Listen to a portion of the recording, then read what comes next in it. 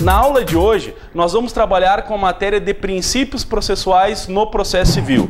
É importante, então, que você tenha em mãos o material que foi disponibilizado justamente com esta aula, certo? Material de princípios no processo civil, onde nós vamos trabalhar com diversos princípios e na parte final nós temos então aquelas questões pertinentes, né? As questões que havia comentado, que refletem exatamente aí a intensidade dos concursos, certo? Então pegue aí o material. A aula de princípios no processo civil, ela é uma aula bem interessante porque a gente consegue passar por vários aspectos dentro do processo civil brasileiro. Como assim? Estudando princípios no processo civil, nós conseguimos basicamente retratar todos aqueles aspectos de diversas matérias, diversos pontos. Então vamos falar um pouco sobre pedido, um pouco sobre jurisdição, um pouco sobre princípios no processo civil relacionados à parte recursal. Vamos falar um pouco sobre direitos fundamentais, vamos falar um pouco aí sobre a parte da sentença, da coisa julgada. Então a matéria de princípios ela é uma matéria bem interessante, justamente por quê? Porque ela acaba tramitando, acaba andando por diversos aspectos do processo civil, por diversas matérias. Nesta primeira aula, a gente não tem aqui a pretensão de esgotar todos os princípios. Por quê? Porque uma parte inicial sobre princípios do processo civil, ela não consegue entrar em várias matérias específicas, porque cada uma das matérias tem princípios próprios. Se eu analisar, por exemplo, a contestação, tem doutrinador que coloca alguns princípios na contestação, como eventualidade, por exemplo. Se eu analisar a competência, vai ter princípio da perpetuatio jurisdictionis, perpetuação da competência. Se eu analisar recursos, tem vários princípios recursais. Se eu analisar tutelas antecipadas, tutelas cautelares, as tutelas de urgência, também temos princípios lá colocados. Então a gente vai tentar fazer um fechamento daqueles princípios mais relevantes de regra geral dentro do processo civil. E exatamente aqueles princípios que vêm sendo cobrado nas provas das carreiras jurídicas. Aquilo que, em tese, vem sendo colocado como uma matéria importante, por exemplo, para concurso de juiz de direito, de juiz federal, de procurador da República, de promotor. Então a gente vai tentar fazer um apanhado dentro de tudo aquilo que hoje é top em termos de concursos públicos, para preparar você justamente para essa linha, né? Esse entendimento de profundidade. A matéria de princípios, normalmente, se a gente se joga nas questões, ela não é muito fácil. Não é muito fácil porque entrar numa matéria como a matéria de princípios, ela exige muitas vezes entendimento doutrinário, o entendimento de hermenêutica. E, de certa forma, para a construção de uma questão objetiva, ou até mesmo de uma questão dissertativa, fica difícil pedir um posicionamento de um doutrinador específico. Eu tenho que estar atrelado à lei, né? Então, essa é uma dificuldade que você vai ter em princípios. Princípios você encontra na Constituição, no Código de Processo Civil, ou até mesmo somente em nível jurisprudencial e doutrinário. Essa é uma dificuldade que você vai ter ao analisar a matéria de princípios. Também, a matéria de princípios a gente consegue perceber que a própria doutrina ou a jurisprudência, por vezes, trabalham com nomes diferenciados para referir o mesmo princípio. E aí é um problema. Alguns doutrinadores chamam, por exemplo, pega um princípio simplório no Código de Processo Civil, que certamente todos falam, né, no ambiente do processo civil, como ampla defesa e contraditório. Alguns elevam isso a um direito fundamental e não ao princípio, né? Então, direito fundamental à ampla defesa. Outros, princípio da ampla defesa e contraditório. Então, a própria nomenclatura, ela já é um pouco confusa e diferenciada no âmbito do processo civil. Como o nosso desejo aqui é preparar você intensamente para concurso público, a gente vai utilizar como base as questões dos principais concursos, que vem chamando os mais relevantes institutos de princípios e dentro deles as peculiaridades então exigidas. Tenho certeza que vai ser muito proveitosa essa aula para você, porque a gente vai trabalhar aí nas diversas especificidades dos princípios, ressaltando as principais peculiaridades. Em concurso público, você tem que tomar um cuidado, né? A tua aprovação depende de saber aquilo que menos se sabe. Então, às vezes no concurso público você não faz a diferença se você marca uma questão, acerta uma questão, que de certa forma é de entendimento geral e fácil para todos. Então, isso não te coloca, não diferencia candidatos. Justamente o que vai diferenciar o candidato é acertar uma questão que muitos erram. É responder uma questão subjetiva corretamente, com expressões corretas, numa segunda fase, numa fase oral, exatamente diferente dos outros, né? Então a busca da diferença é a grande intensidade aqui que você deve se submeter. Certo, então? Então vamos lá, peguem o material e a gente vai partir exatamente agora para a análise dos vários princípios aí pertinentes. Claro que, como referi anteriormente, a gente não esgota. Ao longo do curso nós vamos analisar vários outros princípios inseridos dentro de cada um dos institutos do processo civil e tenho certeza, como falei, que tudo isso vai ser muito proveitoso aí para você. Certo, então? Vamos lá. Bom, no teu material eu começo com um princípio, já começo com um princípio bem interessante, talvez um dos princípios mais atuais dentro do processo civil brasileiro hoje, né? Nos tempos atuais se fala muito em princípio da cooperação, ou processo cooperativo, ou princípio da colaboração.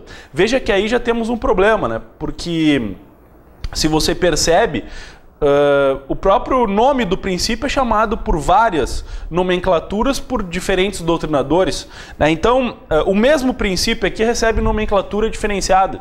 Então, nós estamos falando inicialmente do princípio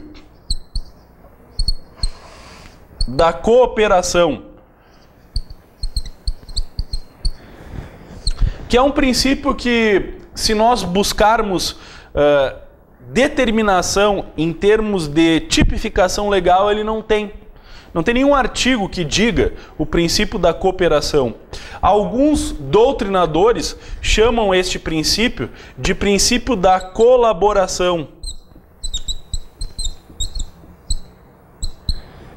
Ele é um princípio muito vinculado e você vai ver que a base dele exige bastante a figura da boa-fé processual, né? Então, aquela boa-fé no processo civil, que de certa forma é uma preocupação da doutrina e da jurisprudência, que neste pacto em fazer um processo que seja mais efetivo, mais célere, tendo cuidado com o princípio da razoável duração do processo, nós temos essa intensidade aqui para intensificar, né, a ideia de que tanto autor como réu devem guardar no trâmite processual a boa-fé processual, né? Então devem guardar e realizar atos eivados, permeados pela boa-fé.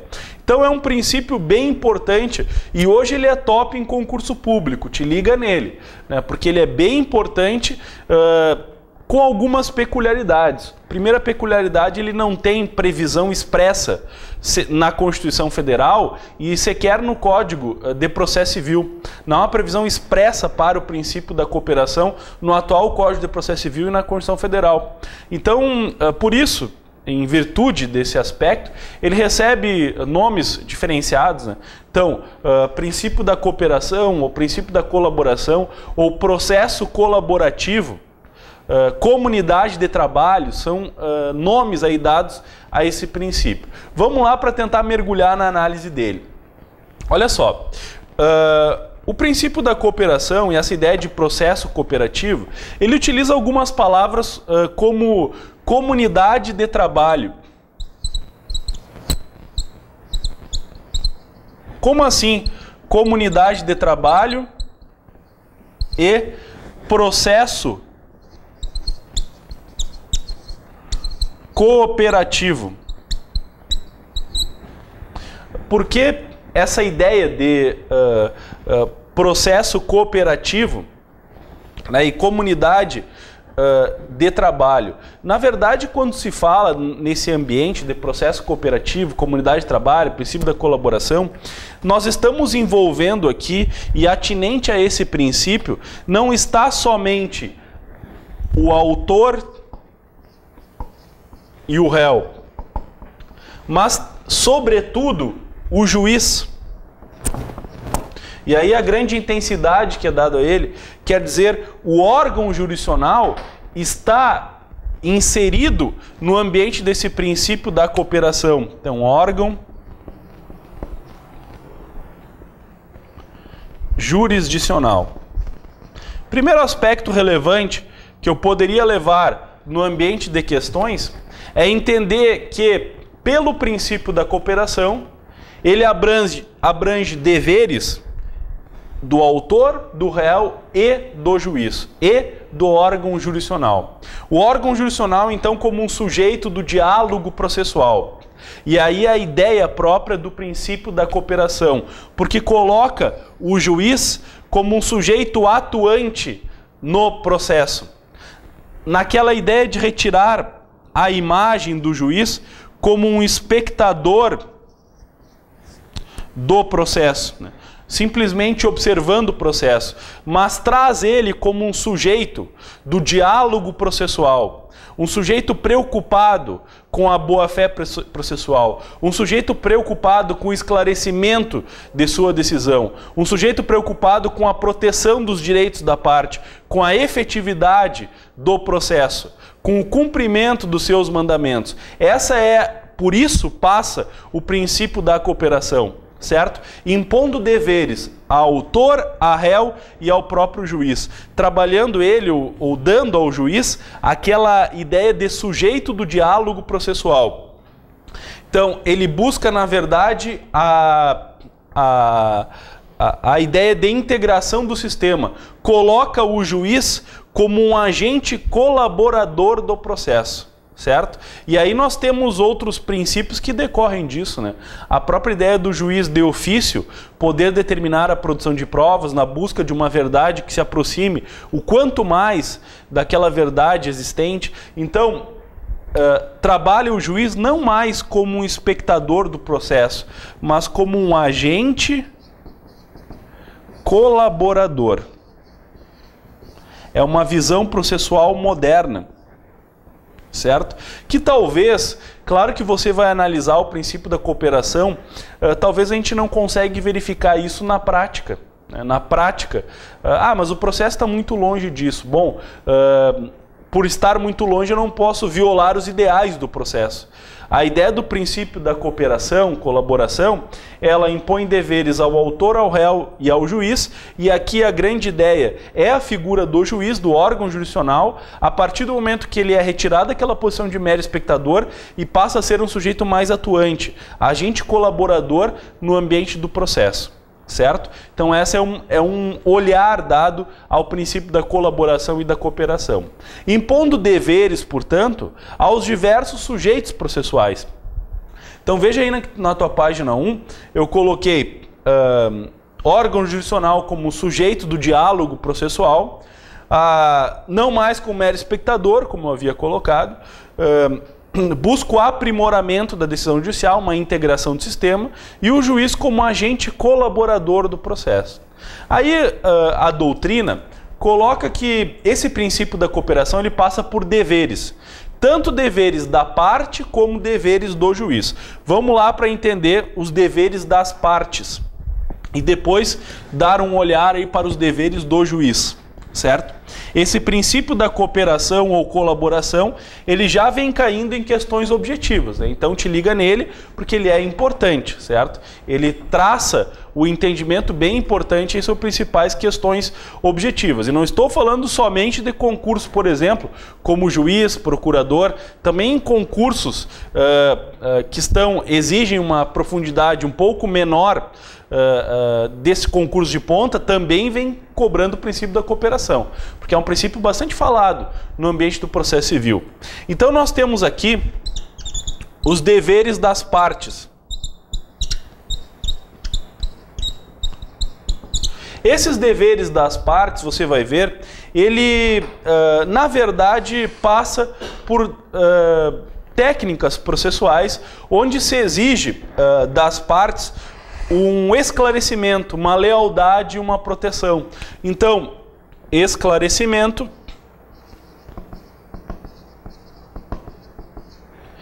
lealdade, proteção. Então até eu coloquei no material, né? Dever de esclarecimento, entra na página 1, ó.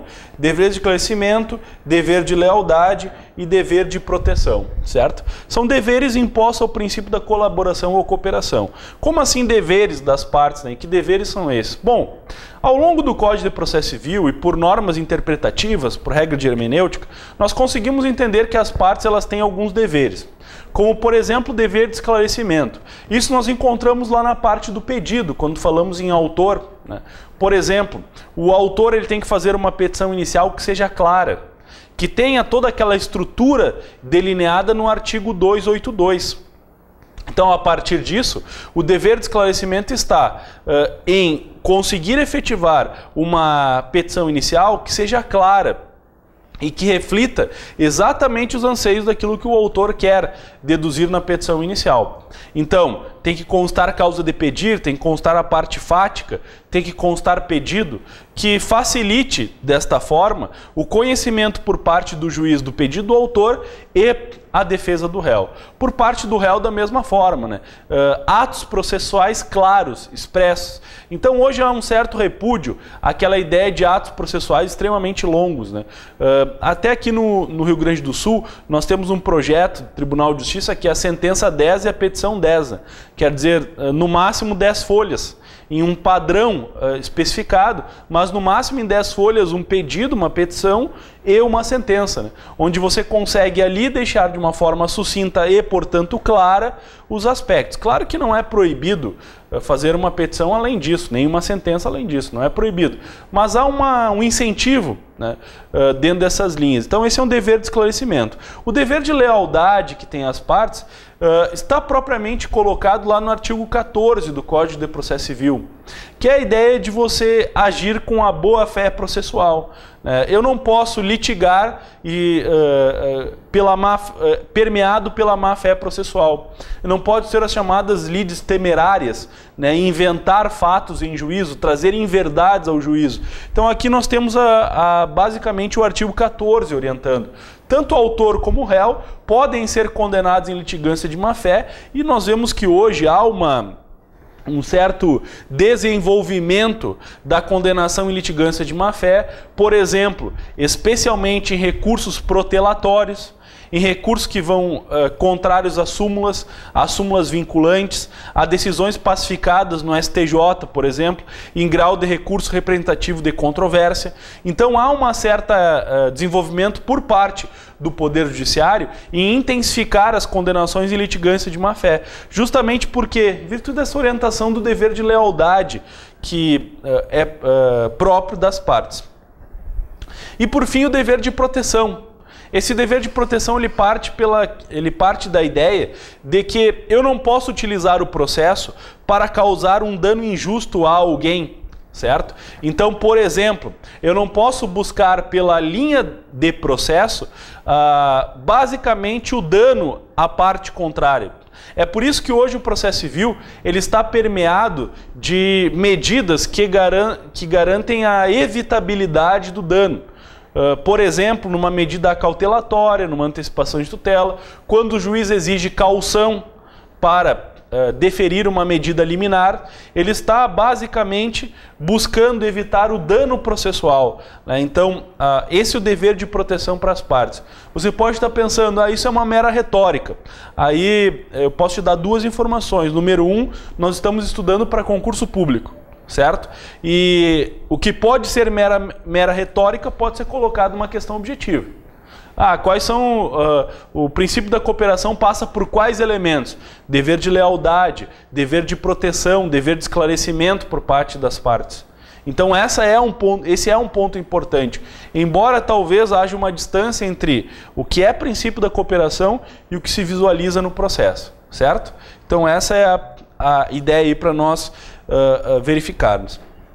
No segundo ponto, nós temos o princípio da cooperação, que ele passa também por deveres do órgão jurisdicional, especificamente deveres do juiz. Aí na tua página 1 nós temos também os deveres do órgão jurisdicional, né? Deveres do juiz, portanto, na sua atuação. E veja que ele passa aí basicamente por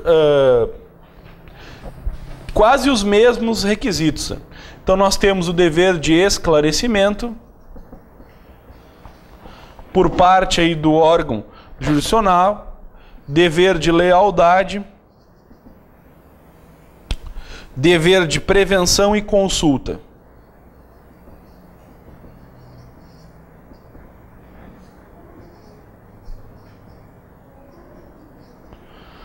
Então são deveres que estão ligados à atuação do juiz, né?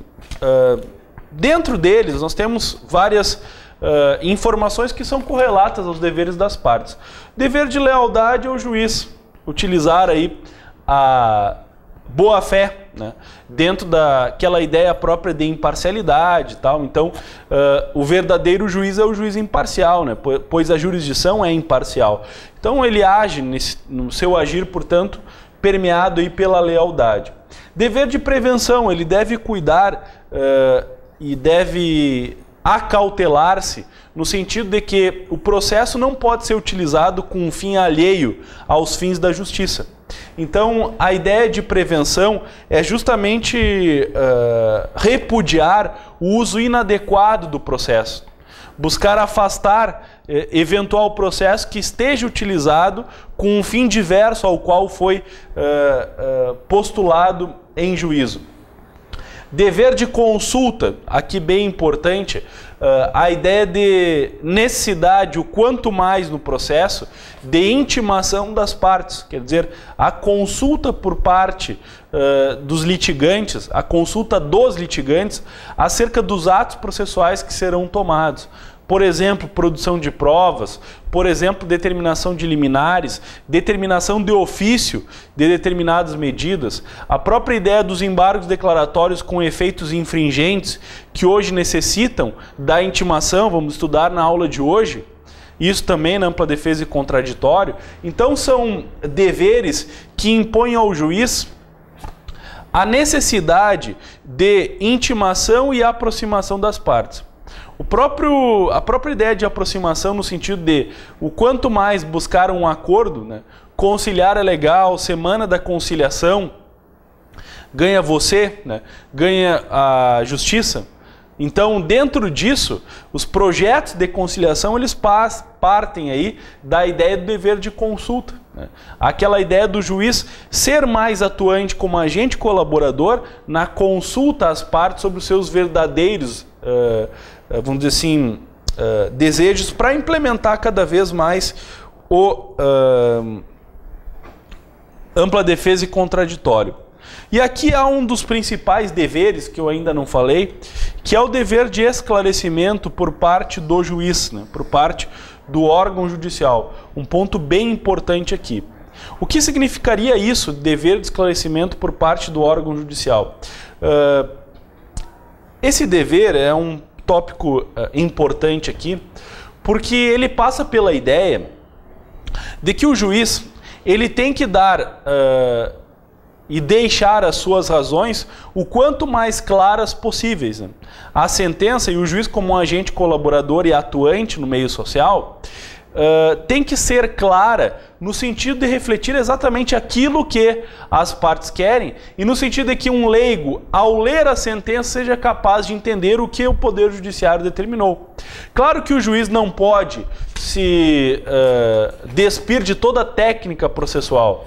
Ele tem que levar na sua sentença toda a técnica processual. Agora é verdade que no ambiente da sentença ele tem que ser o quanto mais claro possível, para que a parte possa saber exatamente em que termos foi condenado, em que termos ganhou a ação e quais os deveres que deve cumprir, porque isso está intimamente ligado com a eficácia da sentença.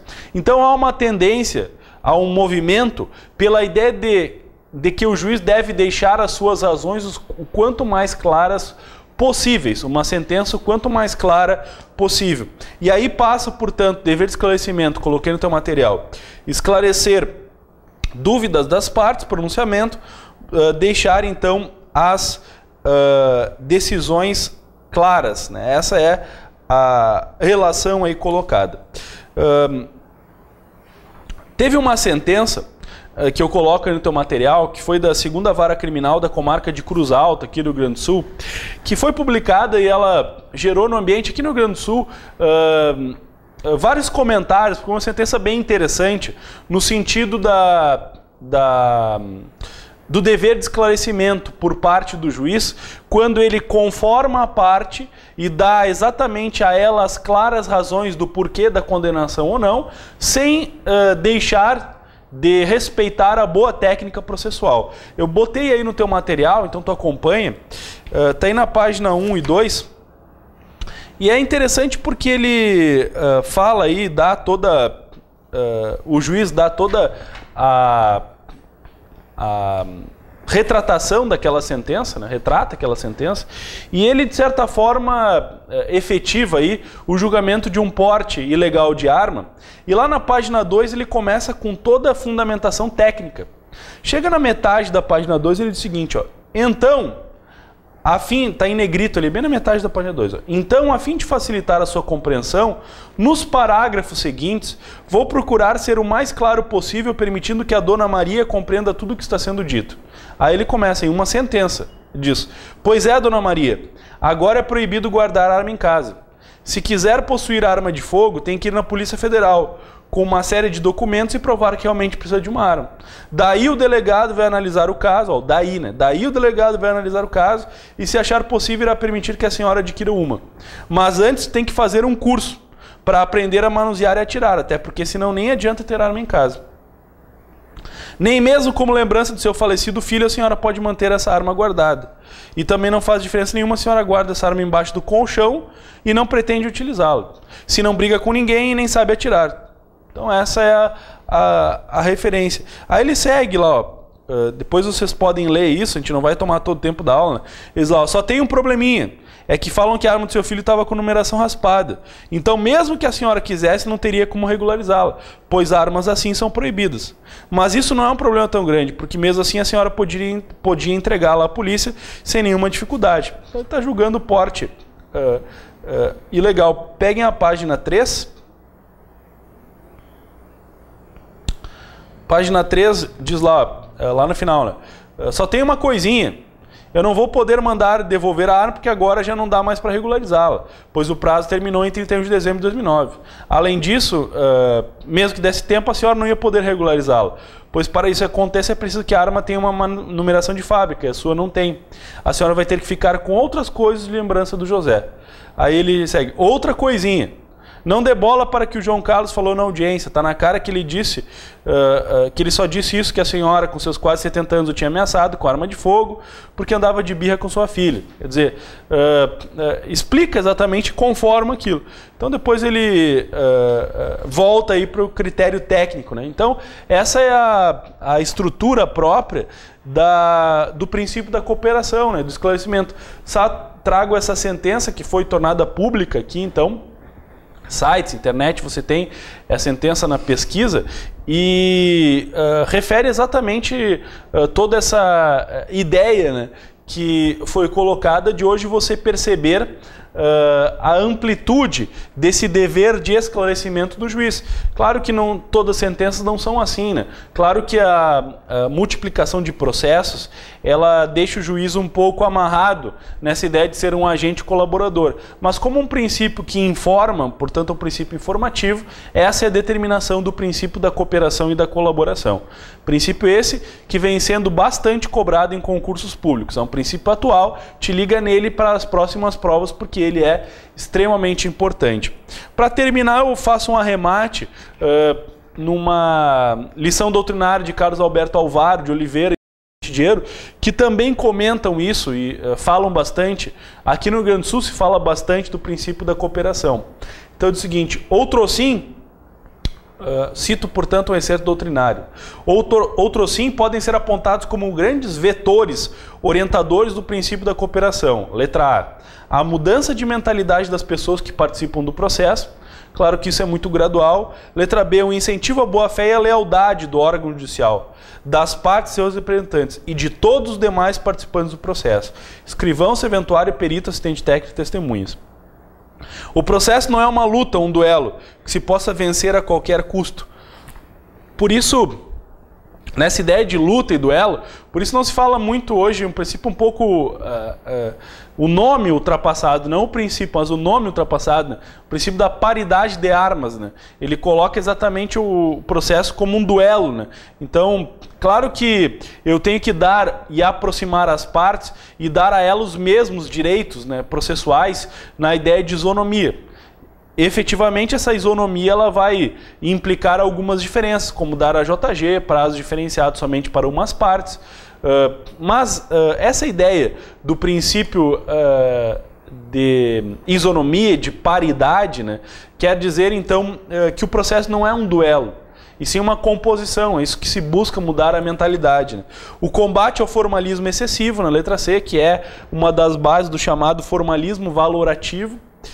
O fortalecimento dos poderes das partes dentro de uma visão não autoritária do papel do juiz e mais contemporânea quanto à divisão do trabalho dentro do órgão judicial, as partes e entre essas e o juiz. Portanto, terceiro doutrinário. É claro que isso passa por uma conjugação de esforços, né, de todos e uma mudança de mentalidade, mas é um ponto bem importante. Em que ambiente isso pode ser colocado em concurso público? Bem, as questões que podem ser colocadas em provas objetivas sobre isso, elas dizem respeito basicamente ao conceito do princípio da cooperação e o que ele representaria. A mudança de mentalidade, colocar o juiz como um agente colaborador do processo, a ideia de retirar do juiz aquela figura de um mero espectador, mas um diretor do processo atuante, a ideia do esclarecimento, da boa-fé processual, nesse ambiente aí que podem vir algumas questões objetivas, certo? Então te liga nisso que é bem importante. Ultrapassado, portanto, esse princípio da cooperação, vamos para um princípio que é um princípio arraigado no próprio sistema constitucional, né? Um princípio que nós encontramos respaldo aí na Constituição Federal, que é o princípio do devido processo legal, né? O due process. Então, ele representa uma grande estrutura, base e um super princípio no nosso sistema. Nós vamos tentar vincular isso na amplitude daquilo que possa ser questionado em uma questão. Ao longo dessa aula, nós vamos, essencialmente aí na segunda parte também, refletir aí algumas questões pertinentes para deixar você treinado aí para o que pode cair, né, em termos de prova. Bom, o princípio do devido processo legal. Como falei, você vai encontrar alguns doutrinadores que agregam isso como direito fundamental ao devido processo legal. Nesse ambiente de concurso público, isso até então ele não importa muito, porque o que importa é a existência, né? Os dois estariam corretos, a existência e as peculiaridades dentro desse princípio do devido processo legal. Então, princípio do devido processo legal. Bem, ele é um princípio que encontra respaldo, né, na Constituição Federal. Eu coloquei aí no teu material os dois incisos do artigo 5º, né, que seria o inciso 35, que passa por aquela ideia de não excluir da apreciação do poder judiciário lesão, ameaça a direito, que alguns verificam essa ideia de devido processo legal, mas expressamente ele está aí no artigo 54, né, no artigo 5º, inciso 54. Então, o artigo 5º, inciso 54 da nossa Constituição Federal, está lá que ninguém será privado da liberdade ou de seus bens sem o devido processo legal, amparado então na estrutura tanto do processo civil quanto do processo penal. Ele é entendido como um super princípio.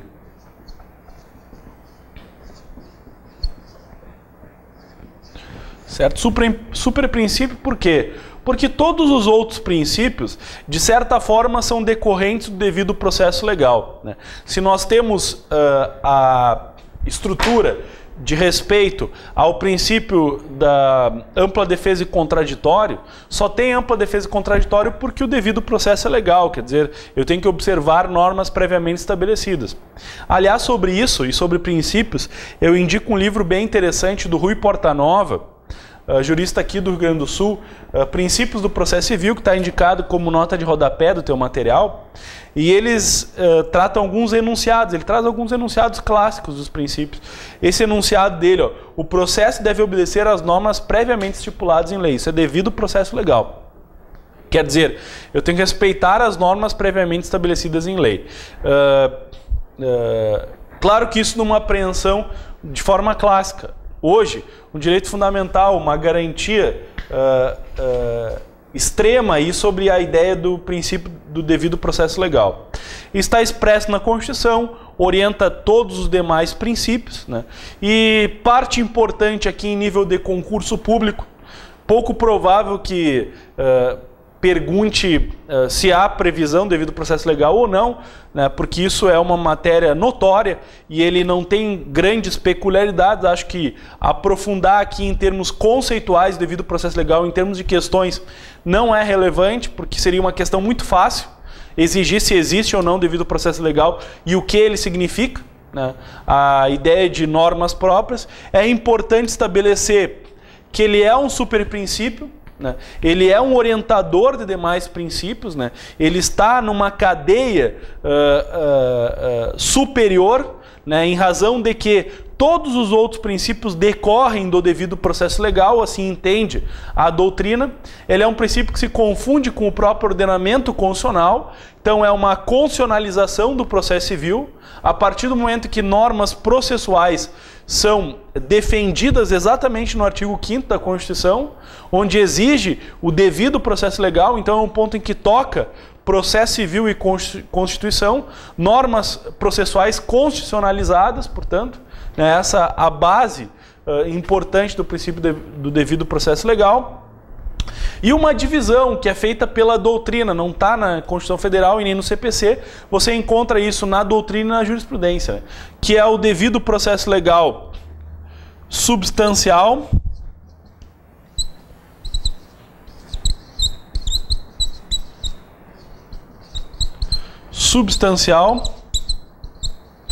também chamado de material, certo? Te liga isso em concurso público, que isso é cobrado. Eu faço a divisão e coloco aí na tua página 4. E o princípio do devido processo legal formal.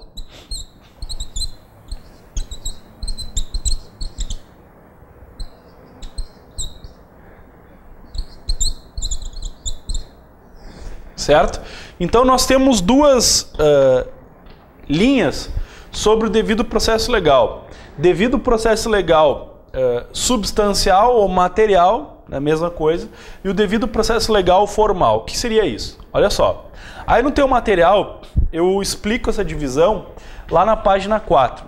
Então na página 4 eu estabeleço o seguinte, ó, devido processo legal substantivo ou material. Ele é substancial, substantivo ou material.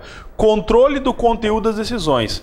Proporcionalidade e razoabilidade. Analisa o mérito e a pertinência do conteúdo da decisão judicial. Utilizado pelo STF na declaração de inconstitucionalidade de leis. Você vai ver precedentes de devido processo legal substancial, substantivo ou material, que é a mesma coisa, quando se analisa aí o conteúdo da decisão ou o conteúdo da lei. Ele está muito ligado à ideia de... muitos discutem a ideia dele e alguns não falam devido ao processo legal material, ou outros falam e vinculam ele à proporcionalidade ou razoabilidade.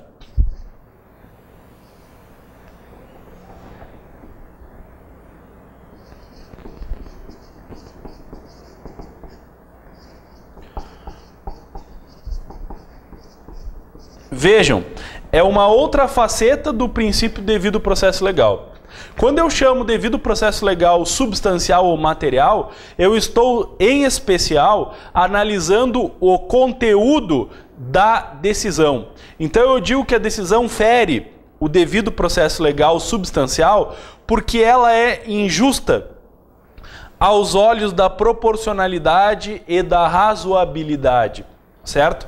Então, muitas vezes, para reformar uma decisão, é invocado devido processo legal material ou devido processo legal substancial, que vai estar ligado àquela ideia da correção, da justiça, da proporcionalidade e da razoabilidade das decisões. Você encontra precedentes também no ambiente do STF, quando ele afasta uma lei por julgamento de inconstitucionalidade, afirmando que a lei fere a proporcionalidade e a razoabilidade e, portanto, o devido processo legal material. Não é que a lei, no seu processo legislativo, não respeitou normas de processo legislativo. É que o conteúdo que traz em si a lei, a mens legis, ela é desproporcional, ela é irracional, ela fere a razoabilidade. Portanto, aí é invocado o chamado devido processo legal substantivo ou material. Muitas vezes, repito, você vai encontrar devido processo legal substantivo ou material na mesma expressão de princípio da proporcionalidade ou da razoabilidade, certo? Então é a mesma ligação. Há uma vinculação muito exata entre proporcionalidade e razoabilidade e o princípio do devido processo legal substancial ou material. Na mesma linha, muitos consideram expressões sinônimas, certo? Você encontra também em julgados de direito penal, né? Mas também na parte processual. Então é uma divisão, uma linha de pensamento dentro do devido processo legal. E aqui eu tenho que cuidar em concurso público, certo? Aqui eu tenho que cuidar, né? Porque perguntas sobre devido processo legal simplória, assim, é mais difícil. Se cair, todo mundo acerta. Você tem que fazer a diferença. A diferença está em reconhecer o devido processo legal substantivo, substancial ou material, entendendo que ele está intimamente ligado aos conceitos de proporcionalidade e razoabilidade, utilizado hoje para controlar o conteúdo das decisões judiciais e até mesmo invocado no controle de constitucionalidade, certo? Onde eu não respeitei um aspecto formal. Por exemplo, a sentença, ela não fere o devido processo legal porque ela tem relatório, fundamentação e dispositivo.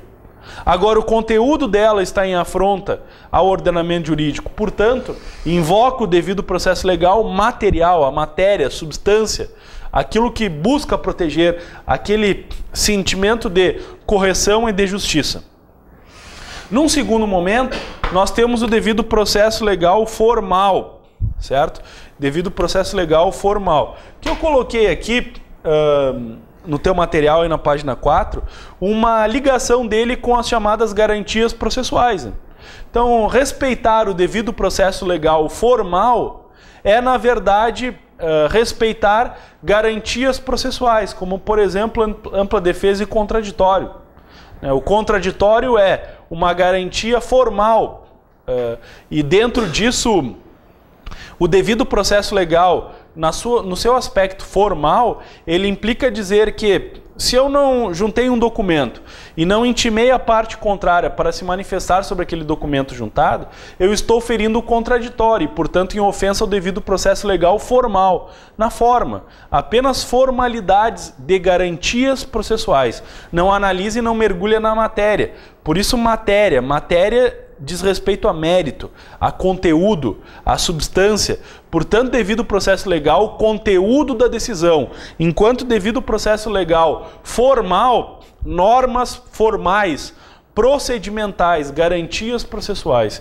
Eu coloco aí na tua página 4, para a gente arrematar essa matéria, a ideia de que devido processo legal formal guarda relação com respeito às garantias processuais. Garantias processuais mínimas.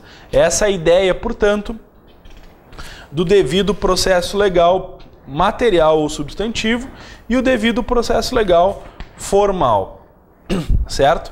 Que retrata aí um ponto bem importante dentro da ideia, né, dos princípios processuais. Bom, passamos aí para o próximo princípio, que é o princípio dispositivo.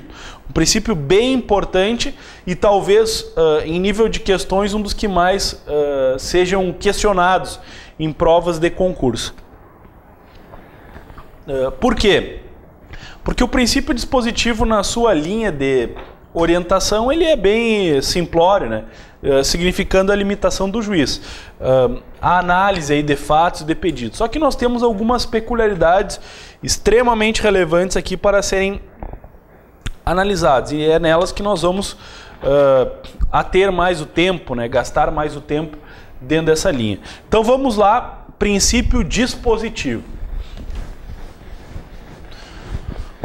Estou à página 4 aí, portanto, retratando o que seria este princípio dispositivo.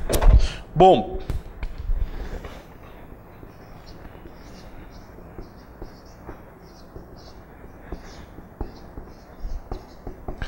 esse princípio dispositivo, eu coloquei aí para você o enunciado base dele naquela obra do Rui Portanova, né, que eu refiro os princípios do processo civil.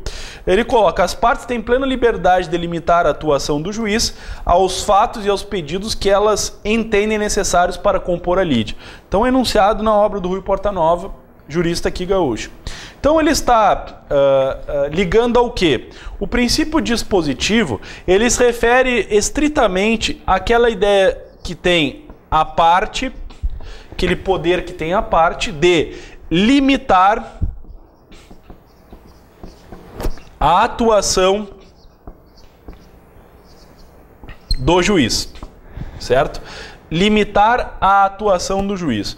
Como assim limitar a atuação do juiz? Na verdade, a atuação do juiz, ela é limitada na parte, essencialmente, da petição inicial, quando o autor traça os limites dos fatos e pedidos, certo? Então, o princípio dispositivo, ele diz, basicamente, o nome dele, para a gente conseguir encontrar uma referência de recurso importante, ele está ligado àquela ideia de que a parte dispõe do processo, dispõe da ação, dispõe na limitação de fato de pedido. Então, se o juiz está sentenciando a mais do que o pedido, está ferindo também o princípio dispositivo. Se ele conhece de um fato que não foi retratado na petição inicial, está violando o princípio dispositivo. Então nós temos algumas normas que dentro disso acabam limitando a atuação do juiz quanto a fato e pedido.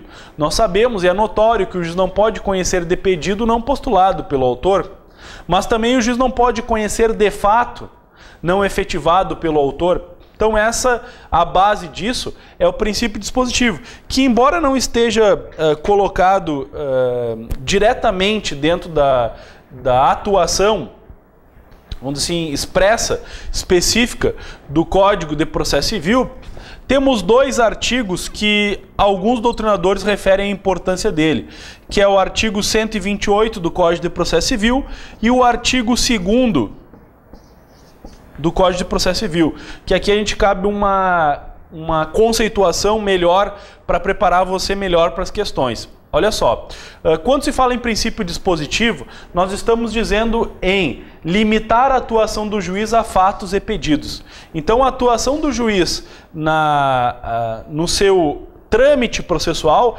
ela vai estar limitada aos fatos deduzidos na petição inicial e aos pedidos deduzidos na petição inicial, porque a causa de pedir é dada pelo autor, e assim o juiz vai sentenciar. É por isso que, quando se diz, olha, o juiz busca a justiça, esse conceito tem que ser um pouco polido, né?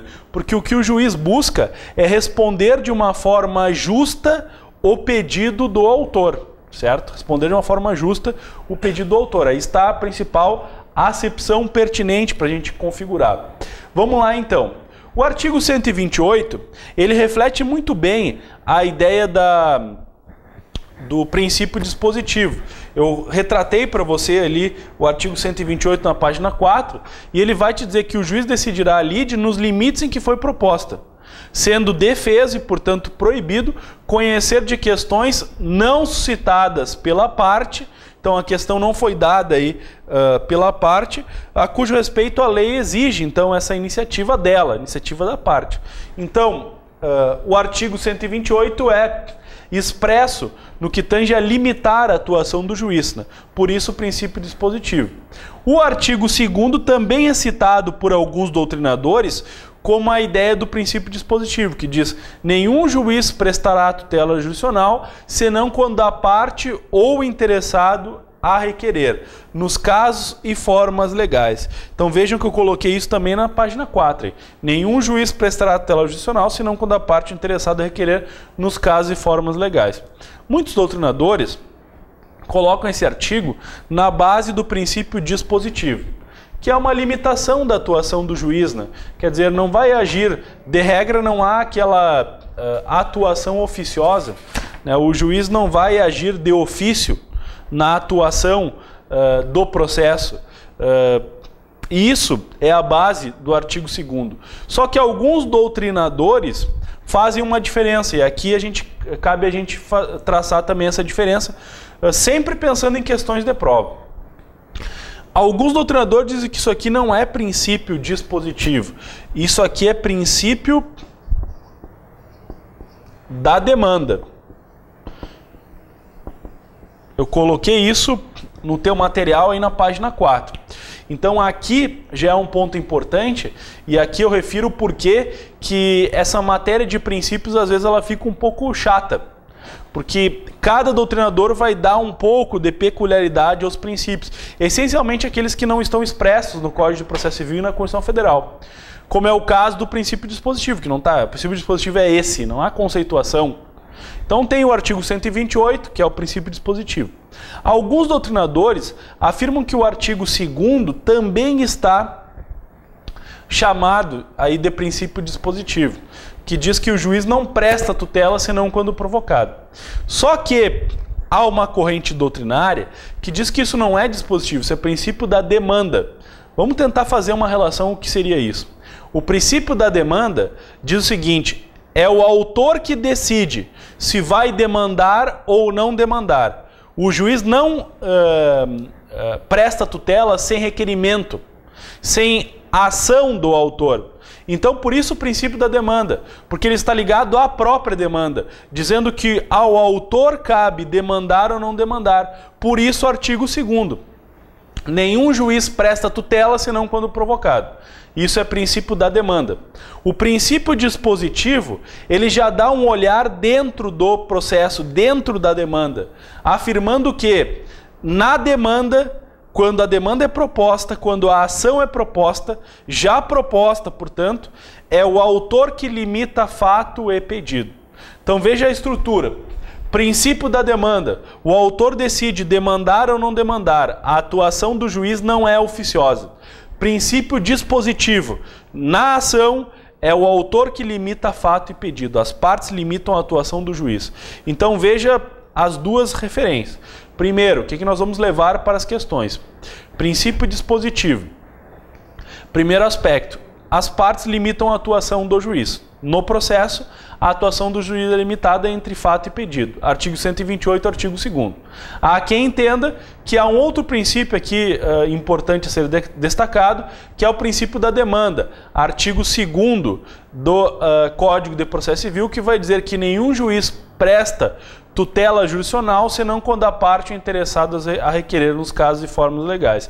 Diz respeito a mover a ação ou não mover a ação, portanto, aí artigo 2º do Código de Processo Civil, esse, portanto, aí a pertinência dentro desse aspecto do princípio da demanda. O próprio princípio da demanda ele encontra ressalvas, né, no Código de Processo Civil. Algumas ressalvas estão ligadas, essencialmente, coloco um artigo aqui que é a base, né, que é o artigo 989, bastante cobrado aí em provas, inventário. É um exemplo clássico, né? No inventário, o juiz pode atuar de ofício. Então, o inventário, o juiz pode instalar de ofício o inventário. Veja o que eu coloquei aí na tua página 5, quando ele diz as exceções ao princípio da demanda. É na página 5, bem lá no início, ó, página 5. Exceções, artigo 989, inventário, exibição de testamento, herança jacente, arrecadação de bens de ausentes, tudo isso o juiz pode agir de ofício. Aí você pode perguntar, eu já vi um juiz entrar de ofício com inventário? Nunca vi, mas há uma previsão no Código de Processo Civil. Ele pode, de ofício, determinar procedimento de exibição de testamento, que é a jurisdição voluntária, inventário, arrecadação de bens de ausentes, herança jacente, que também é um procedimento de jurisdição voluntária. Tudo isso ele pode agir de ofício. Iniciar de ofício esses procedimentos. Então aí há uma grande exceção ao princípio da demanda, que diz que o juiz só vai agir quando for provocado, certo? Uma exceção são aquelas arrecadações, né? Normalmente bens que precisam ser arrecadados, que é um inventário, grande exemplo, né? A herança jacente, a arrecadação de bens de ausentes e a exibição de testamento. São exceções que você encontra no princípio da demanda. O que é o princípio da demanda? Que diz demandar ou não demandar. Alguns doutrinadores não falam isso, só falam em princípio dispositivo. Por isso que eu coloquei assim aí no teu material. Certo? Então, essa linha que eu tenho que tomar um cuidado. Vamos lá para retomar, visando sempre questões, o acerto das questões. Primeiro, nós temos o princípio dispositivo, que em tese ele vai dizer o seguinte: o juiz está no processo, quando o processo está proposto, ele está limitando a atuação, ele está limitado a fato e pedido. Esse é o princípio dispositivo. Proposto aí no 128 e no artigo 2º. No artigo 2º, nós temos uma determinação bem importante que diz respeito ao princípio da demanda, assim colocado por muitos doutrinadores, que referem que é do autor o poder de demandar ou não demandar, significando que nenhum juiz presta tutela senão quando provocado. Só que nós temos exceções. Uma grande exceção é o inventário. Arrecadação de bens de ausentes, exibição de testamento e herança jacente. O que é herança jacente? Aquela herança que não tem herdeiros, né? Jacente, né? Então você já sente que não vai ficar para ninguém, né? Então essa já estou sentindo. Essa é a herança jacente aí, né? Então cabe ao juiz instalar de ofício esses procedimentos.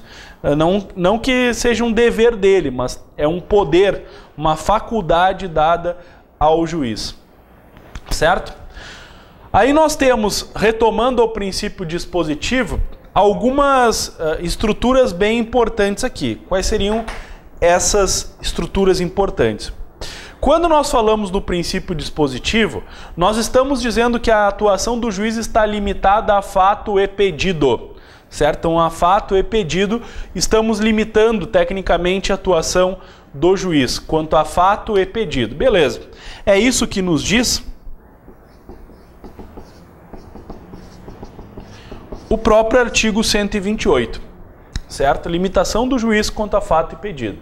Só que esse princípio dispositivo, ele é relativizado e harmonizado, imbricado com um outro princípio, que é o princípio inquisitivo, ou inquisitório, que de certa forma ele vai permear a figura das provas. Porque quando nós temos a produção de provas, e na produção de provas é dado ao juiz a possibilidade de indeferir a produção de provas requeridas e determinar de ofício as provas a serem realizadas. Veja então a diferenciação. O juiz pode indeferir provas a serem produzidas e requeridas pela parte. Então a prova pede, a parte pede prova testemunhal, ele diz, é irrelevante prova testemunhal, é desnecessária. A parte pede prova pericial, ele diz, é desnecessário protelatória a perícia no caso concreto. Então ele pode indeferir, não está limitado a pedido de prova, portanto. Na parte probatória, ele pode inclusive mergulhar intensamente na produção de provas. Então chega na parte instrutória, que é a parte de produção de provas, e ele, diante daqueles pedidos deduzidos, então funciona mais ou menos assim, né? Eu faço um pedido de dano moral, de dano material e de lucros cessantes. Aqui, dano moral, material e lucros cessantes.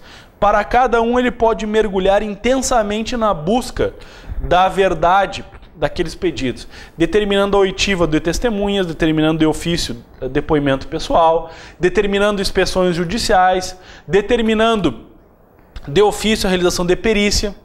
Por quê? Porque aqui na parte das provas, já não há a plena utilização do 128 do dispositivo, mas sim o artigo 130, que alguns doutrinadores chamam, e aí cai naquela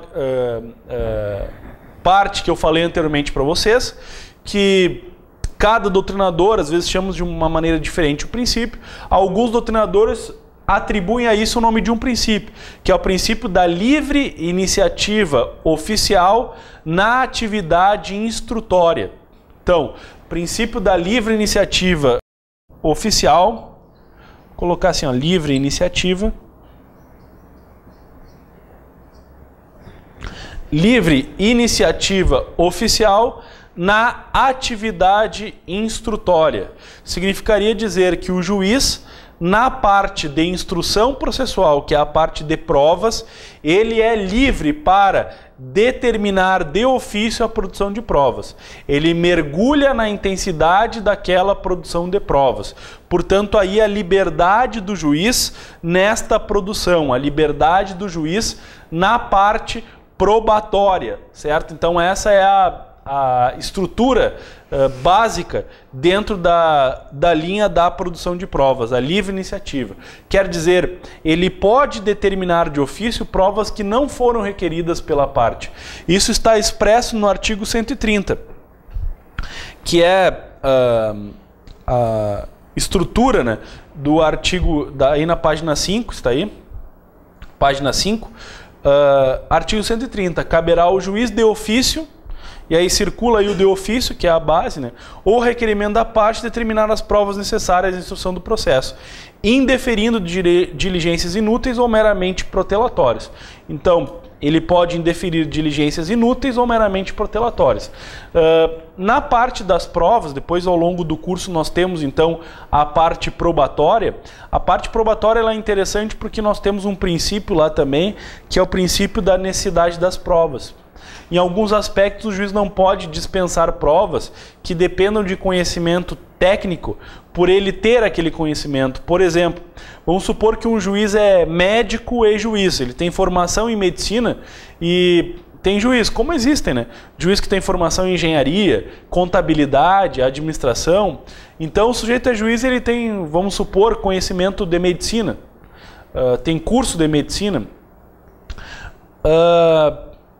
Eu peço numa ação de erro médico, eu peço prova pericial. Eles, não necessita de prova pericial porque eu já sou médico e eu tenho condições de saber o grau aí se teve erro médico ou não. Isso ele não pode fazer. Ele não pode dispensar a prova técnica pautada no seu conhecimento. Depois nós vamos ver lá na prova. É o chamado princípio da necessidade das provas. Agora, aqui, se ele entende que a prova é inútil ou meramente protelatória, como por exemplo, a dispensa de uma oitiva de testemunha, o autor traz 5 testemunhas, ele dispensa uma, tranquilamente poderia dispensar. Não há aquela necessidade dele ouvir 5 testemunhas, se ele entende que já está provado o fato e ela é inútil ou meramente protelatória. Claro que isso dará ensejo, provavelmente, se for na audiência, a um agravo retido, a ser feito oral, né, imediatamente, por parte aí do autor. Entretanto,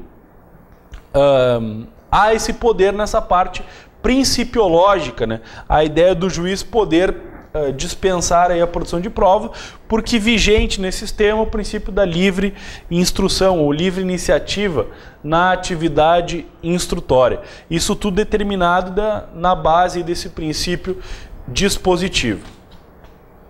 Certo?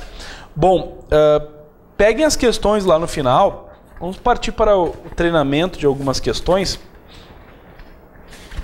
assim colocadas, né? E eu vou dar algumas questões para a gente fazer, um tempinho exíguo aí para a gente fazer questões, depois a gente retorna para comentar. A gente começa com uma questão ali de Procurador da República, peço que vocês façam, então só marquem as questões que tem que fazer. A questão número 1, peguem a questão número 1, depois a questão número 4, a questão número 5, certo? A questão número 7, então a questão 1, 4 5 e 7. Depois, a questão número 13, que aí já é de juiz de direito aqui do Rio Grande do Sul. A questão número 14, também de juiz de direito aqui do Rio Grande do Sul. Isso aí. Então vou retomar só as questões, marquem aí, a gente vai fazer um treinamento, que eu acho que na natureza desse curso de carreiras jurídicas ele se assemelha muito a gente realizar questões, né? Para passar em concurso público, uma das principais técnicas não é somente estudar doutrina e ler código, é realizar questões, né? A questão ela te oferece uma boa chegada em nível de que tipo de questões costumam cair, que tipo de interpretação eu tenho que ter. Às vezes a questão altera um elemento e ela muda completamente seu sentido. Então, peguem lá, vocês vão fazer a questão 1, 4, 5 e 7, questão 13 e questão 14, certo? Nós vamos dar aí 10 minutos, congelar a imagem, nosso logotipo, você vai fazendo as questões, se acabar anteriormente pode passar o vídeo para frente, aí a gente já enfrenta essas questões pertinentes. Vamos lá então.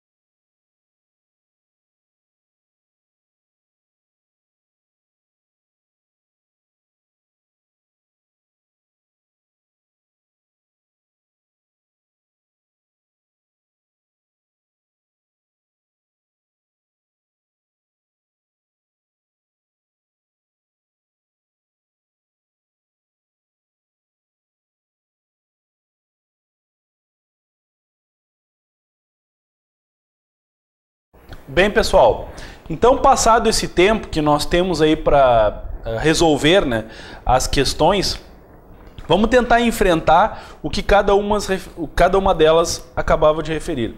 As questões de Procurador da República, que inicialmente eu coloco para vocês, elas não são questões, o Procurador da República não trabalha com questões assim exatamente, né, certo, errado ou verdadeiro e falso.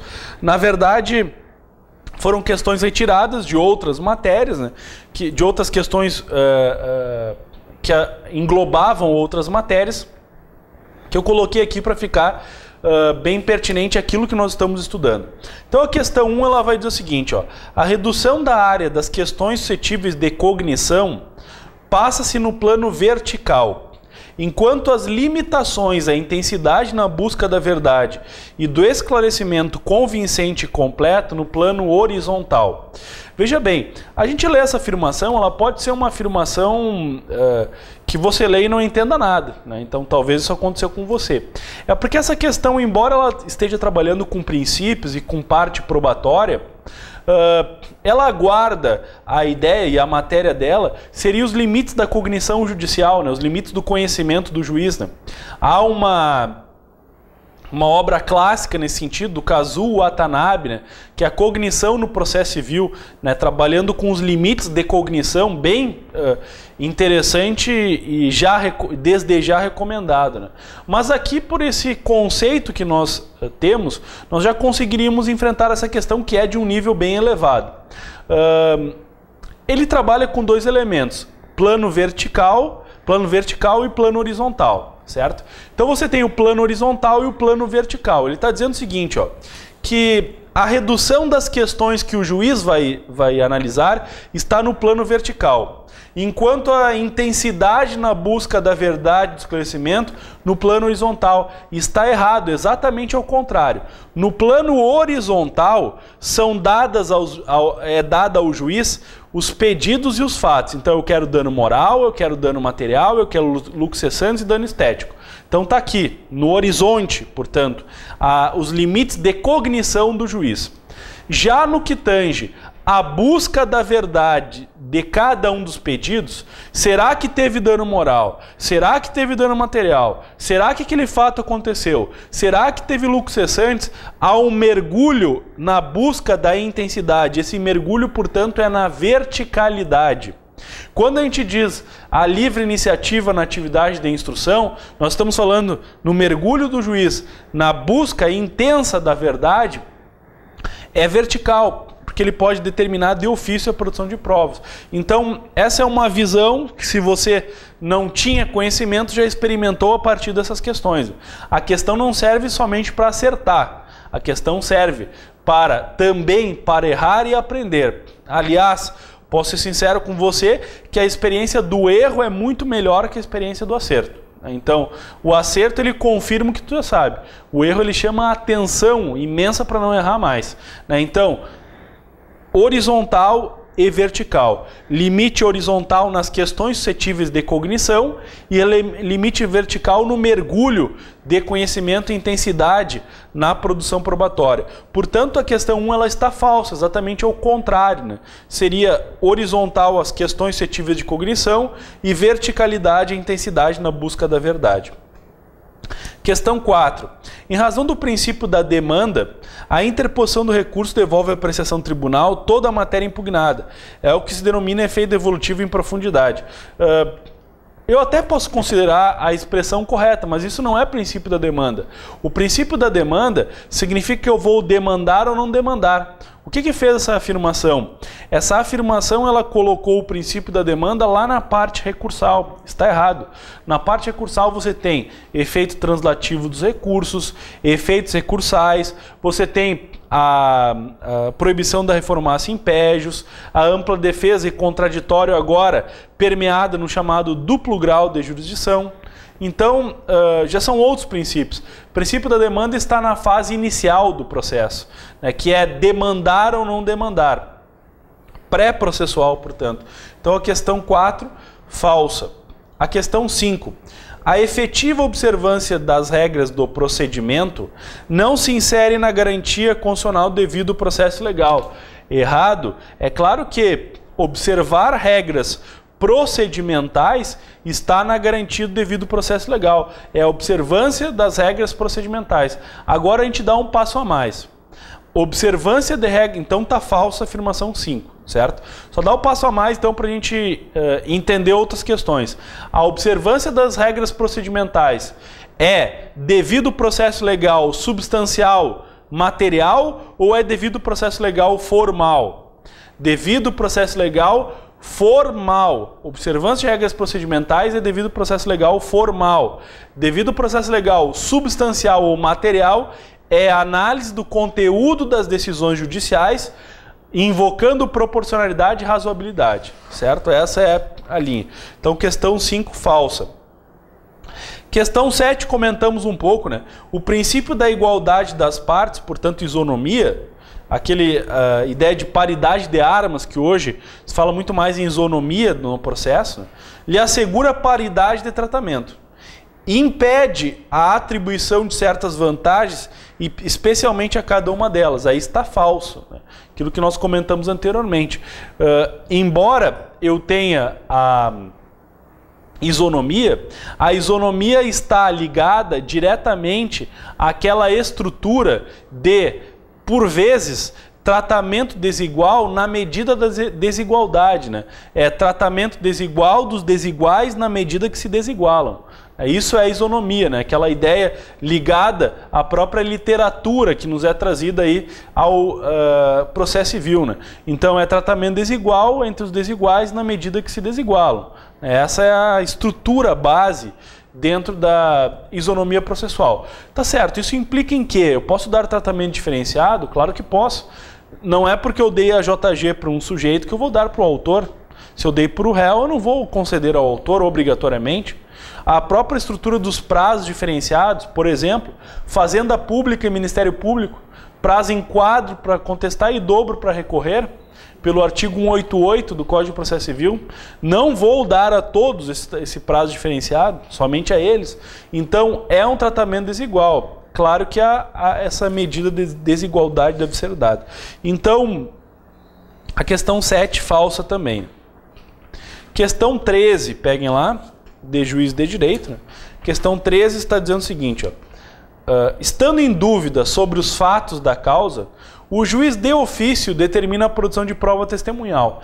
Essa atitude implica, vamos tentar entender aí, porque de certa forma ele está naquela ideia do artigo 130, da livre instrução. Né? Letra A, abuso de poder, está errado. Violação das regras sobre o ônus da prova, errado também. Manifesto equívoco do magistrado, visto que a decisão pode comprometer sua imparcialidade e a imparcialidade do juiz não é comprometida na determinação de ofício de provas, é a busca intensa da verdade. Letra D, interferência justificada, desde que necessária a instrução do processo. Beleza, é isso aí, né? Há uma interferência do juiz justificada, pelo artigo 130 do Código de Processo Civil, inclusive. Então, a letra D está verdadeira. E a letra E vai dizer interferência indébita na esfera das partes, pois pelo princípio dispositivo, somente a elas cabe dispor da prova. O que fez essa questão? Pegou a parte do princípio dispositivo e lançou na parte das provas. Está errado. O dispositivo ele é naquela ideia de limitação de fato e pedido, enquanto a parte das provas não tem a aplicação do limitação, tem a cognição, a busca da verdade na verticalidade, certo? Por isso se fala que a parte das provas, classicamente no processo civil, foi permeada pelo princípio inquisitivo, né? A busca intensa da prova. Questão 14. Então ficamos na 13, Dinamarca. Né? Questão 14. De acordo com o princípio da demanda, nenhum juiz prestará tutela adicional senão quando provocado pela parte ou por interessado. Verdadeiro. Considerando tal premissa, assinale a assertiva incorreta. Aqui tem alguns pontos de matérias que a gente ainda não estudou, já vamos estudar, mas é pertinente a enfrentar isso porque passa pela análise do princípio da demanda. Letra A. Somente é possível ao réu deduzir pedido circunstância que aumenta os limites objetivos do processo se o fizer na forma de ação. Então ele está dizendo o seguinte, ó, o réu só pode fazer pedido se o fizer na forma de ação. E aí eu já encontro alguns erros, né, dentro da linha dessa afirmação. Né? Será que o réu, para fazer um pedido, ele faz na forma de ação? Olha, existe uma maneira de fazer pedido pelo réu na forma de ação, que é a figura da reconvenção. O réu pode reconvir ao autor e aí ele está exercendo o direito de ação. Agora, nem sempre o réu, ao fazer pedido, ele está fazendo na forma de ação. Ele pode fazer, vamos só viajar um pouco aí. Ele pode fazer uma exceção de impedimento, incompetência, não é ação. Ele pode pedir improcedência, não é ação. Ele pode pedir a JG, não é uma ação. Ele pode impugnar o valor da causa, não é uma ação. Então, veja, o réu pode deduzir pedido, aumentando aí os limites objetivos da demanda, sem configurar uma ação tecnicamente. Então, a letra A está errada, né? Por isso, ela vai ser considerada a resposta correta. Letra B. Constitui exceção ao princípio da demanda a iniciativa oficial que permite ao juiz instaurar o processo, ao juiz de ofício instaurar o processo, como no caso da herança jacente. Verdadeiro, né? Vimos isso, né? É exceção ao princípio da demanda. Letra C. Na sistemática do Código de Processo Civil, a petição inicial, onde o autor formula a pretensão, é considerado um instrumento da demanda, cujo teor delimita o objeto do litígio e fixa os parâmetros da atividade jurisdicional na decisão, obedecendo a outro princípio da distrição ou congruência.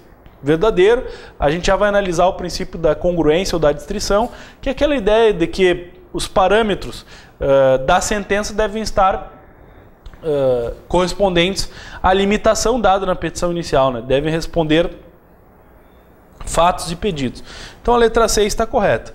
Letra D. Nas questões de ordem pública, onde incide o princípio inquisitório, não prevalece o princípio da demanda e ao juiz é permitido o exame de ofício. É verdadeiro, né? Que nas questões de ordem pública daria para configurar aí o exame de ofício.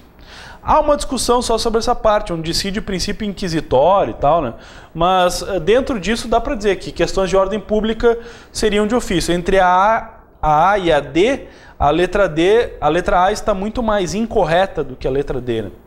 A letra E, não ocorre julgamento útil ou extra petita e por isso não ofende o princípio da demanda, dispor na sentença sobre prestações periódicas vencidas, após a propositura da ação ou sob juros legais, verdadeiro, né? Então essa ideia dos chamados pedidos implícitos, que nós vamos analisar também na segunda parte da aula, né? O artigo 290 poderia ser aqui fundamentado, né? Que é a ideia das prestações periódicas vincendas. O que significa isso? Quando tem uma operação de trato sucessivo e eu tenho 3 prestações vencidas, eu entro com ação. As prestações que vencerem no curso da demanda estão automaticamente, sem necessidade de pedido do autor, incluídas naquela demanda, porque são as chamadas prestações periódicas vincendas. São aquelas que vencem no curso da demanda. Quem autoriza isso é o artigo 290. Depois a gente vai dar uma olhada nesse aspecto. Então ficamos aqui na questão 14, uma questão um pouco mais elevada. Ela é, a resposta correta é a letra A, porque é incorreta. Ela nos afirmou que somente mediante a estrutura de ação poderia o juiz, então, poderia o réu, então, deduzir um pedido, certo? Então aí está a resposta correta, justamente porque ela é a incorreta. Bem, pessoal, vamos então fazer um intervalo, a gente retorna posteriormente para comentar aí o restante da matéria e efetivar as questões que restaram.